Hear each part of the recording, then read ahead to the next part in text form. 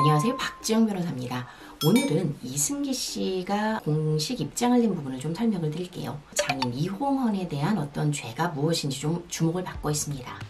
이승기 씨가 사랑해서 결혼한 것까진 좋았는데 하필 이다인의 아버지인 이홍헌 씨, 즉 이승기의 장인이 주가 조작, 즉 사기적 부정행위로 부당이득을 봤다는 이유로 처벌을 받은 전력이 있었죠. 이런 부분들 때문에 다수의 개미 주주들은 많은 피해를 봤었고, 이러한 피해 가족들, 국민들의 인기에 힘입어 사는 이승기 씨의 이미지에는 타격이 있을 수밖에 없었습니다. 더욱이 그 당시에 이승기 씨는 대응을 조금 잘못했던 게 벌금형이 확정된 내용임에도 불구하고 미안하다는 모습보다는 자기의 와이프를 두둔하는 방향으로 얘기를 하다 보니 아무래도 좀 더 이미지 손실이 있었던 것 같고요. 이승기 씨가 워낙 바른 이미지 청년이었다 보니 이미지 하락세도 좀 폭이 컸던 것 같습니다.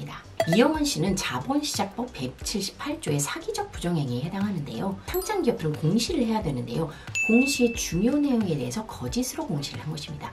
그러다 보니 거짓 공시를 믿고 투자자들은 투자를 했을 것이고, 그 과정에서 일시적으로 주가가 상승을 했다면 사전에 주식을 사두고 이 사이 동안 부당이득을 취할 수 있었던 것이죠. 그 당시 보타바이오의 최대 주주이자 대표이사는 김성태였고요.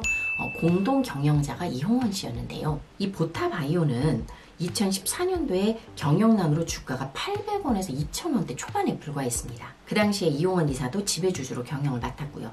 그래서 무엇을 생각했냐? 2005년 1월부터 3월까지 여러 차례 공시를 하면서 아내인 견미리가 투자한다, 이렇게 유명 연예인도 믿고 투자하는 기업이다, 이런 부분을 지속적으로 얘기를 합니다. 당시에 견미리와 김성태 대표이사가 각각 6억 원을 투자해서 신규 주식을 취득할 처럼 유상증자를 하는데요. 문제는 알고 보니 이 돈들이 다 자기 돈이 아니었던 것입니다.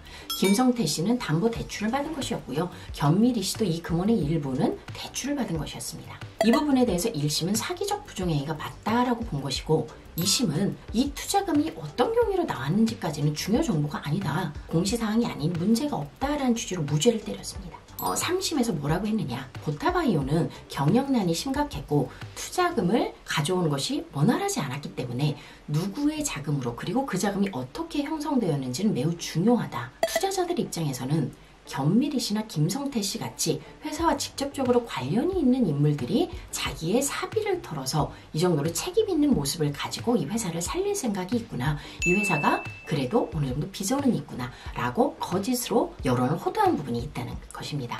따라서 대출금으로 이 투자를 했는지 자기 돈으로 했는지는 매우 중요하다는 것이고요. 그래서 벌금형이 확정되었습니다. 그 당시 벌금형이요, 이홍헌 씨는 25억여 원에 달했습니다. 그런데 그 사건이 있었음에도 불구하고 이승기 씨는 전혀 피해자들에게 호의적이진 않았거든요. 근데 지금에 이르러서 또다시 입장문을 낸 이유는 최근에 유사한 사건으로 다시 검찰에서 기소가 돼서 다시 또 유죄를 받을 위험성에 놓였기 때문입니다. 이승기 씨를 평상시에 굉장히 좋아했던 한 사람으로서 다소 늦은 감이 있어 상당히 안타까움이 있습니다.